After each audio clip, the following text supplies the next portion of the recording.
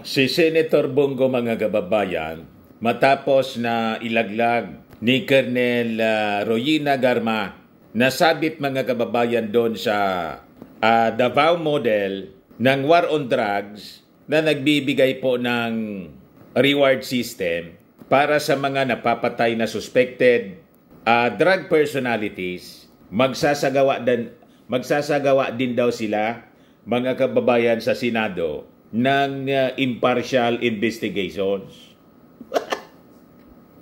Sinong magpapatawag kayo? Saka si Senator Bato? Sinong maniniwala naman doon na magiging impartial yung investigasyon kung kayo mismo yung sabit, tapos kayo yung magpapatawag? Iimbestigahan ninyo yung sarili ninyo sa Senado? Sinong maniniwala sa inyo? Dito pa lang sa balita ng Manila Times, sabi rito, Go defends Duterte's war on illegal drugs and call for an impartial Senate inquiry on the alleged human rights violations committed in executing the campaign against drug suspects. Dito pa lang po sa kwento ng Manila Times, wala nang maniwala sa inyo. Bakit po? Kayo mismo yung inginoso. Kayong dalawa ni Senator Bato de la Rosa, nilaglag ng mga witnesses. Pagkatapos kayo yung magpapaimbestiga sa Senado. Sinong niluloko ninyo? Tama po? But before ko mga kababayan ibigay sa inyo yung mga balitang yan at pag-usapan po natin, kasi sabi dito ng DOJ, magbibuild na daw sila ng kaso laban doon sa mga sangkot sa drug war. Si General Marbil, mga kababayan, nanawagan na rin sa mga dating PNP chief na linawin nila yung kanilang papel sa Duterte's drug war.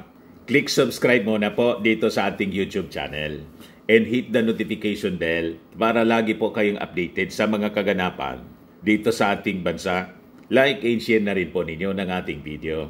At huwag na rin po ninyo na skip yung ating mga commercial ads para tuloy-tuloy lang ang pag-unlad ng Bagong Pilipinas.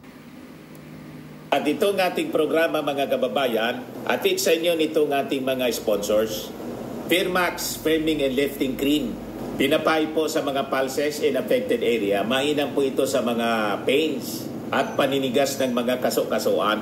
Ito sa mukha naman yung application, anti-aging, Automax po siya. Ito ay Glow Zero mga kababayan. Whitening po siya. Made in South Korea. Ito naman po, Ningxia Red Mix Fruit Drink. Gawa po siya sa goji berry. May anti-cancer properties po siya. At sa mga nagana po ng malinis and spacious fitness gym, pumunta lang po kayo sa aming Colossal Fitness Gym. May Grab car rental din po kami. At bills payment po sa aming office. At saka sa mga mahilig po sa mga imported bags, manood po kayo sa live selling ni Madam Aileen Rosales sa kanyang Aileen Closet po. Pati mga shoes, ito yung kanya po. Ito yung kanyang page. Kita ninyo, napakagandang mga online selling po siya. Si Madam Aileen Rosales. Cellphone number niya po, 773-798-7816. Ayos pa, balikan natin mga kababayan yung ating kwento. Sa totoo lang po, panic mode na po sila. Tama itong analysis ni dating Senador Antonio Trillanes. Sabi ni Trillanes, once all-powerful Duterte crime family is now crumbling. Pabagsak na po sila lahat, pati yung kanilang politika mga kababayan.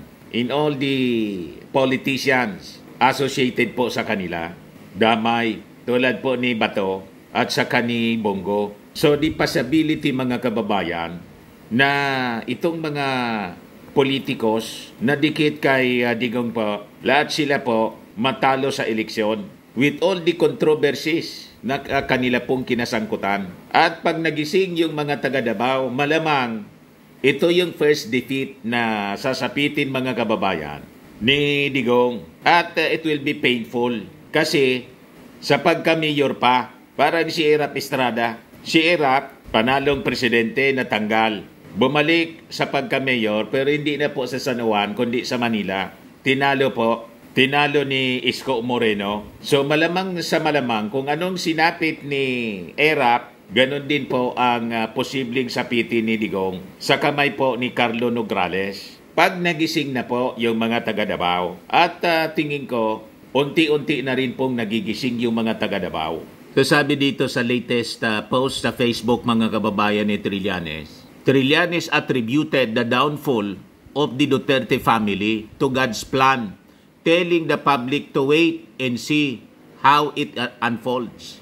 Yan sinasabi ko po na the writings on the wall are becoming clearer and clearer. Mene tekel o parsin, sabi po ni Daniel. Your days are numbered. The days of your kingdom are numbered. Tinimbang ka, ngunit kulang. Parang si Inday po. Mabilis yung pag-rise ni Inday to power. Mas mataas pa yung mas mataas pa po yung boto ni Inday kasi nga nakasakay sa popularity ni PBBM. Huwag kayong maniwala po na si Inday po nanalo dahil masikat siya kaysa sa mga Marcoses. Walang katotohanan po yon. Ang totoo niyan, si Inday, kaya po 32 million yung boto niya, 31 million kasi mga supporters ni PBBM. Kaya yung mga propaganda po ni Inday na mangga, baliktad po, sila yung mangga. Yung mga propaganda, mga kababayan ng mga DDS na nabodol sila, ang nabodol po yung ating Pangulo. Sabi ng ating Pangulo, ako anya, yung paniwala ko, magkaibigan kami. Hindi pala. Hindi pala anya ako tinuring niyang kaibigan. Maybe anya, I am deceived.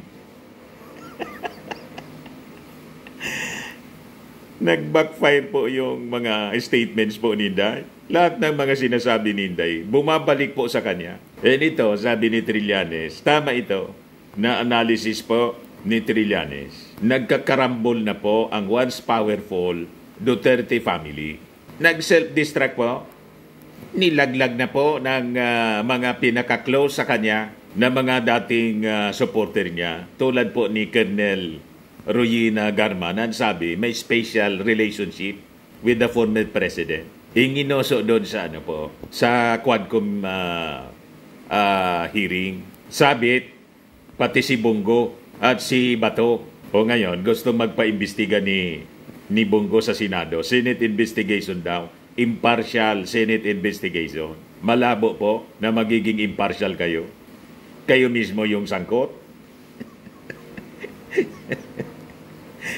Ibig sabihin, may maniwala sa investigasyon ninyo sa Senado na ang dapat imbestigahan kayo. So, iimbestigahan ninyo yung sarili ninyo. Tapos, umaasa kayo na maniniwala yung mga mamamayang Filipino na impartial. Sabi niya dito, magsasagawa daw sila ng Senate inquiry on the alleged human rights violation committed in executing the campaign against drug suspects. Go dismiss as diversionary tactic the allegation of retired Police Colonel Royina Garma that Duterte wanted to replicate the so-called Davao model drug war, which gave law enforcers 20,000 pesos for each street-level drug suspect killed. Ang maganda po, Senator Bongo, para talagang impartial. At kung hindi totoo itong binulgar ni Colonel Royina Garma, kayo na mismo ang mag-volunteer na maging resource person. Magpa-invite na kayo sa Congress. Ang problema, si Bato inimbitahan na. Pati si Digong. Sige man lang ang sabi ni Digong na willing siya na sagutin. Bakit hindi pa siya pumunta? May standing invitation sa kanya. Di ba? Si Bato talagang ayaw. Hindi daw siya pupunta. Lalo magdududa yung ating mga mamamayang Filipino. At yung duda na yon ng ating mga kababayan, as you are being accused You are being implicated in the congressional inquiry ng Quadcom ng mismong mga dikit sa inyong personalities, dati ninyong mga kasama, tulad ni Roy Nagarma. It will damage your political career and your bid for re-election. Pag hindi ninyo ito pinaliwanag ng maayos, itong gagawin ninyo, yung plano ninyong impartial investigation, wala man yang sa Senado, wala mang maniniwala dyan. Iisipin ng mga tao, self-serving. Saan ka nakakita na kayo yung isinasangko tapos kayo yung magpapaimbestiga sa sarili ninyo? May ganon talaga. Ilalo pa kung si Bato ang chairman ng committee na magpapaimbestiga. Tulad ng ginawa ninyo doon sa Davao na investigasyon involving doon sa police operation na ginawa ni General Torre. Kala ninyo, natuwa yung mga tao. Napakalinaw po na in aid of Kibuloy, self-serving investigation. Lalo kayong nasira. Pero ituloy ninyo ang mga ginagawa ninyong kasiraan. O, di ba? Sinisira na mismo ninyo yung sarili ninyo. Ewan ko kung may mga senador kayong kasama na papatol. Pag pinatulan itong ipatawag ninyong Senate investigation na may existing na po, ongoing congressional investigation, pag ginawa ninyo at pinatulan, baka madama yung ibang mga senador, matalo rin. Di ba? Matalo sa midterm election, tuloy ninyo ang inyong plano na sabi ninyo, impartial investigation. Tingnan natin kung ano ang resulta. Sabi dito sa balita po ng Manila Times, the Senator Islam efforts to tarnish the legacy of former President Rodrigo Duterte's war on drugs amid allegations made against him during the House of Representatives Quadcom hearings. Anong itarnis po na mismong mga desisyon ng husgado nagsasabi na yung mga inakusa ninyo tulad ni dating Senador Laila de Lima at saka ni Espinosa lumabas, walang katotohanan yung mga kaso, dismiss. So ang ibig sabihin, gawa-gawa, walang matibay na ebidensya. So doon pa lang mga kababayan, yung sinasabi ninyong kasiraan, ang ibig sabihin, walang base na tinarnish yung reputasyon ng war on drugs ng dating Pangulong Digong. Yung kasiraan na sinasabi ninyo, siyang may gawa. Backfire nga lahat eh. You see? Walang maniniwala sa inyo, kundi yung mga supporters ninyo, siyempre.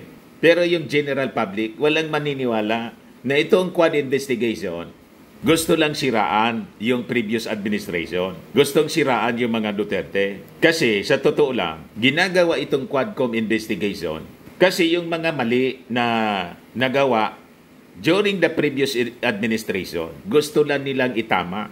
Yung ating mga congressmen, they are representative of the people. They have that mandate. May mga complainants po. At hindi po maari na yung mali magbubulag-bulagan na lang ang ating mga congressmen. Di ba may kasabihan po tayo mga kababayan? Evil triumphs because good men do nothing. So hindi po maari na mamikit ng mata, magbulag-bulagan na lang po ang ating mga congressmen. The Congress of the People. Kailangan po managot yung mga nakagawa ng kamalian. Tama po? Sasabi dito po, in a statement, go underscore the public's right to truth in fairness, but at the same time, defended the integrity of Duterte's administration and his role during that period. Gawin ninyo yung pag-defend ng kanyang reputasyon, ng kanyang integrity, hindi sa pamamagitan ng pagpapalabas ng statement sa media. Gawin ninyong official. You submit your defense in Congress, kasi sila yung gumagawa ng investigasyon, nagsasagawa ng investigation.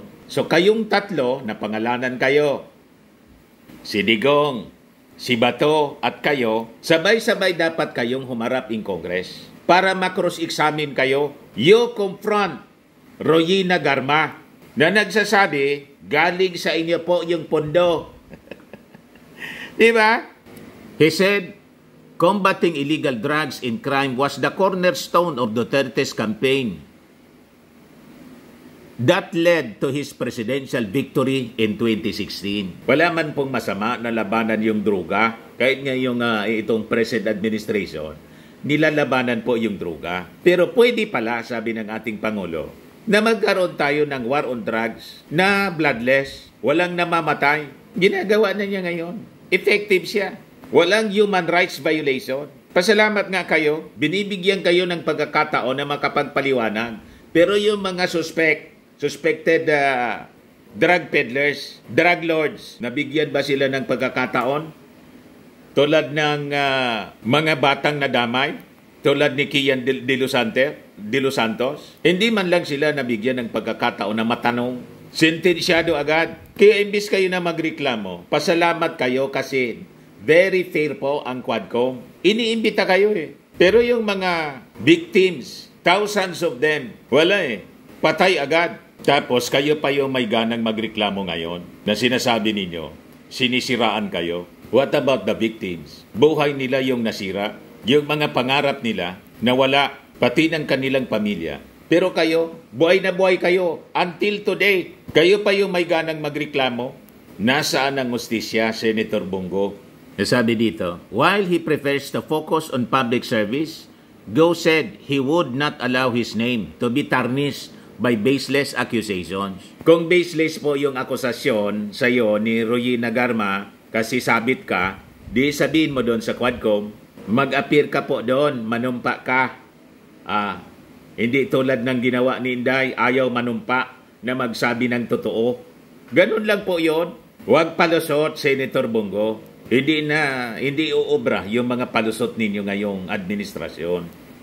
He said that as Duterte's special assistant, his duties were limited and without involvement in police operations. Di sabihin mo doon na malinis ka.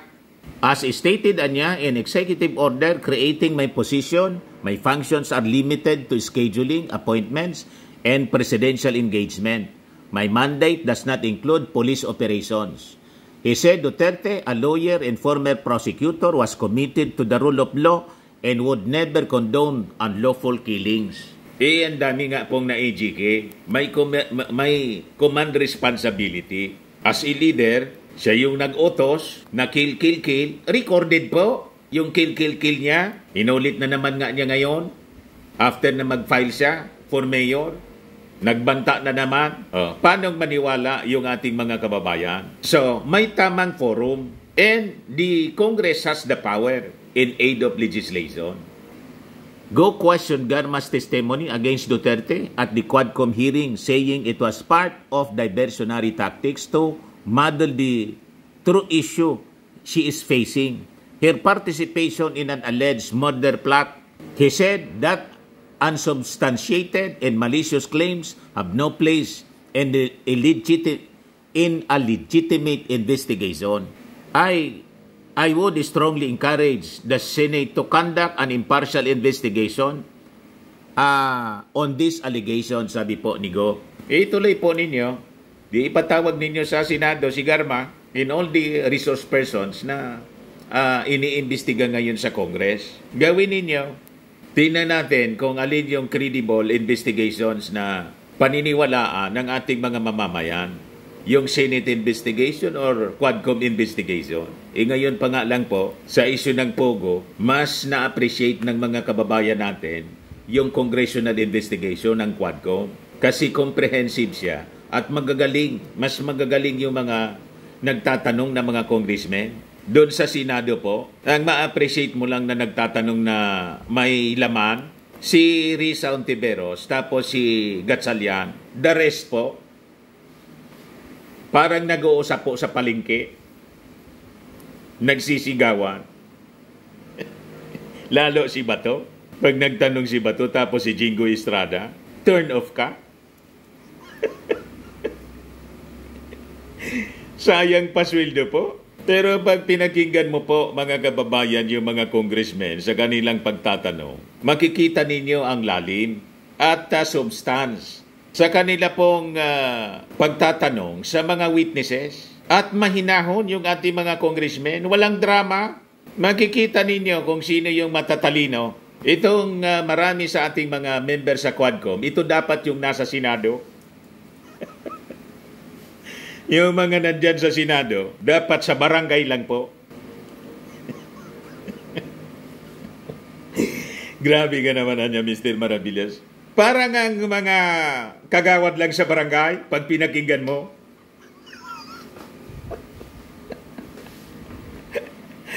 Ganon mga kababayan.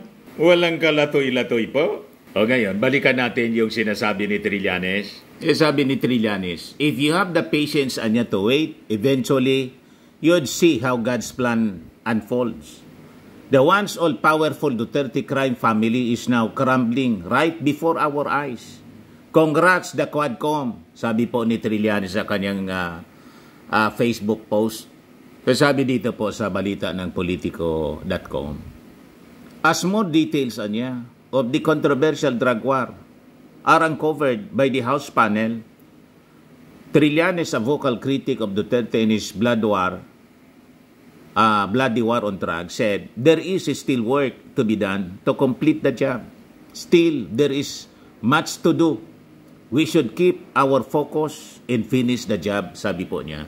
So ngayon, yung DOJ po, magsasagawa na po sila ng case build-up laban sa mga personalities na nabanggit po sa House investigation sa Quadcom. So makikita ninyo, pasikip ng pasikip ang mundo ng mga sangkot dito po sa war on drugs. Ako, tingin ko po, mga kababayan, pag nabuo yung mga kaso at na-file sa husgado, kung ano yung sinapit noon ni Dilima, yun din ang sasapitin po ni Bato, ni Bongo, pati ni Digong.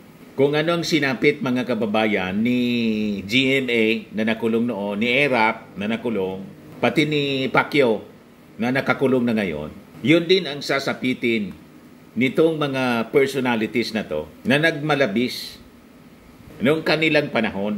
Ito ngayon yung sabi. The Department of Justice said it would start a preliminary investigation in case build-up on the killings of high-profile individuals during the drug war of former President Rodrigo Duterte after the House of Representatives referred its committee report on the matter.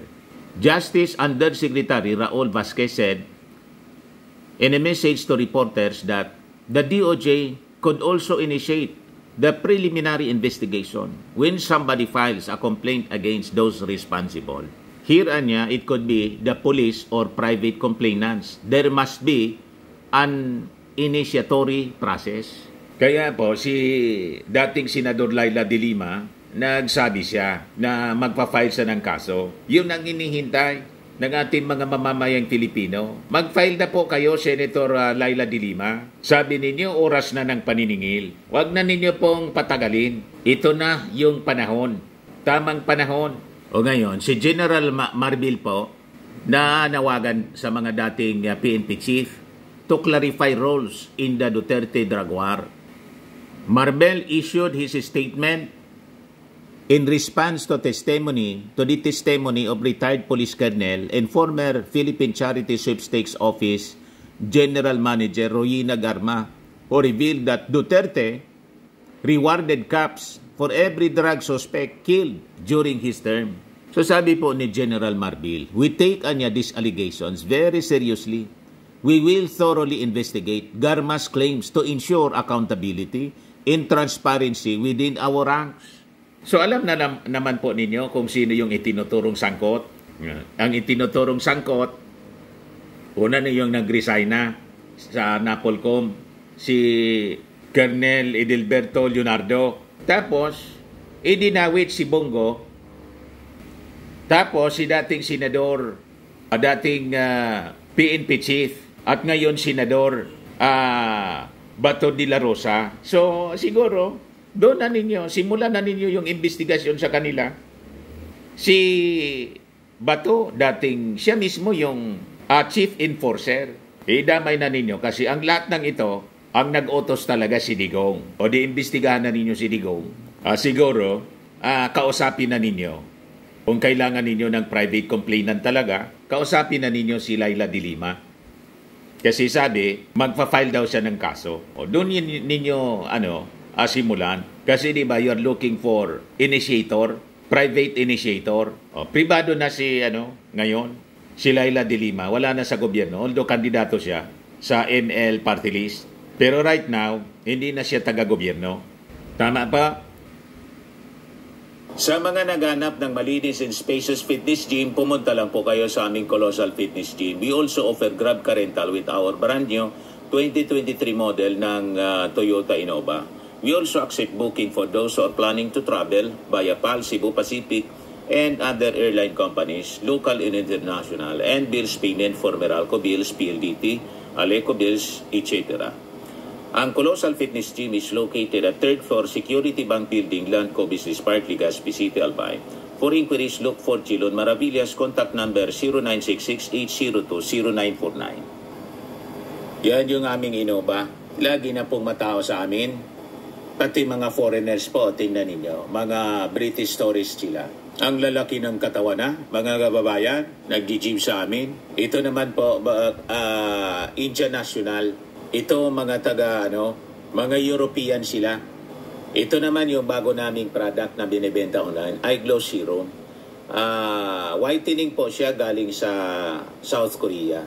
Tingnan ninyo yung epekto sa aking anak na architect entrepreneur, Riz Maravillas. For inquiries, look for Riz Maravillas on FB.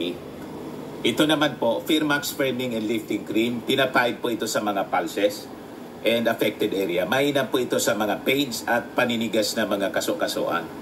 Ito po, Automax Radiant Serum. Sa mukha naman yung application. Anti-aging po siya. You will look 10 years younger than your age. Sa mga cancer patients naman po, baka lang gusto ninyo itong itry. Nengxia Red Mixed Fruit Drink. Hindi man po siya gamot, food supplement siya. Kaya lang, gawa siya mga kababayan sa goji berry. Yung goji berry may anti-cancer properties. Yung mga inquiries ninyo, dumiritso na lang kayo sa aming messenger sa Facebook para masagot namin agad. Ayos po, ako po si Dante Maravillas. Bye-bye. God bless.